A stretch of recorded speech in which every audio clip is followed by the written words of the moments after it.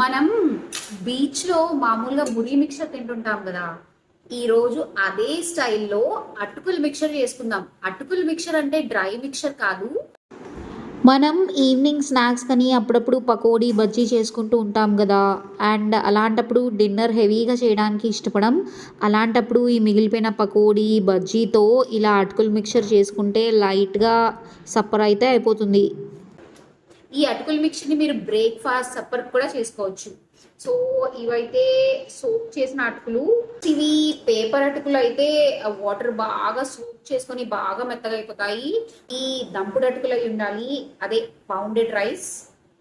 So ఇది just 5 minutes soak చేసి వీటిని స్క్వీజ్ చేసి తీసిన అటుకులు.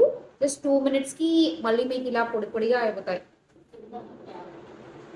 సో సేమ్ మురి మిక్చర్ లాంటి ప్రాసెసే ఉండి మనం స్నాక్ గా తీసుకుంటాం కదా. This can be a whole meal. First అయితే అటుకులు,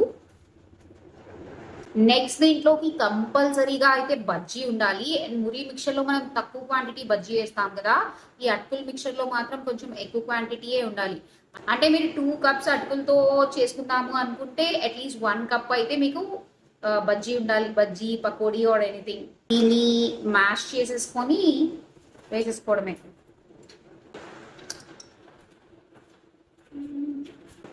ఈ బజ్జీ పీసెస్ కంప్లీట్ గా మ్యాష్ చేయాలని లేదు. ఇలా మీకు పెద్ద పీసెస్ ఉన్నా కూడా మధ్యలో చిన్న చిన్న చంక్స్ వస్తూ చాలా టేస్టీగా ఉంటుంది. నెక్స్ట్ అయితే చనా, మీరు బఠానీని కూడా యూజ్ చేయొచ్చు. నేను బ్రేక్ఫాస్ట్ చనా చేసుకున్నాను, సో నేను దీన్ని యూజ్ చేస్తున్నాను. నెక్స్ట్ ఇది ఆనియన్, టొమాటో, కుకుంబర్, కొరియాండర్ చిన్న చిన్న పీసెస్ కింద కట్ చేసుకునేది. ఎగ్జాక్ట్ గా మురి మిక్చర్ లాగే. నెక్స్ట్ మురి మిక్చర్ కి టేస్ట్ రా మ్యాంగో కదా. సో రా మ్యాంగో మనకి ఇప్పుడు సీజన్ కాబట్టి అవైలబుల్ గా ఉంది. లేకపోతే మీరు ఆమ్చూర్ పౌడర్ కూడా యూజ్ చేయొచ్చు. సో ఇది గ్రేట్ చేసి వేస్తున్నాను. ఆమ్చూర్ పౌడర్ కూడా లేదంటే ఎక్కువ లెమన్ యాడ్ చేసుకోండి, సరిపోతుంది. అయిపోయింది. మ్యాంగో,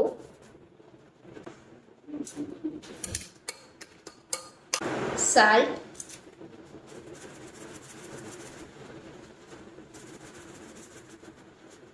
ఆల్రెడీ పకోడీలో ఉంటుంది కదా, కొంచెం చూసుకొని యాడ్ చేసుకోండి. చిల్లీ పౌడర్, లెమన్,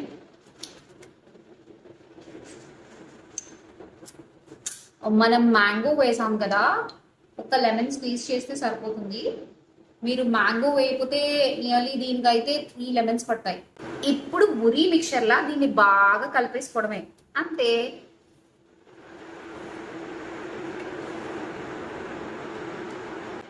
లాస్ట్ లో రోస్టెడ్ పీనట్స్ యాడ్ చేసుకుంటే క్రంచీగా ఉంటాయి. సో అంతా మిక్స్ చేసుకున్నాక లాస్ట్ లో రోస్టెడ్ పీనట్స్ యాడ్ చేయండి. ఇప్పుడు ఇంకా సర్వ్ చేసేసుకోవడమే.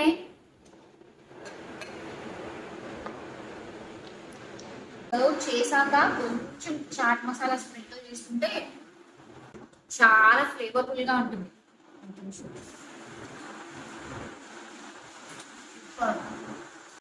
ట్రస్ట్ మీ, ఇది చాలా యమ్మీగా ఉంటుంది. ఒకసారి ట్రై చేయండి. టేస్ట్ ఎలా వచ్చిందో తప్పకుండా కామెంట్ సెక్షన్ లో అయితే కామెంట్ చేయండి.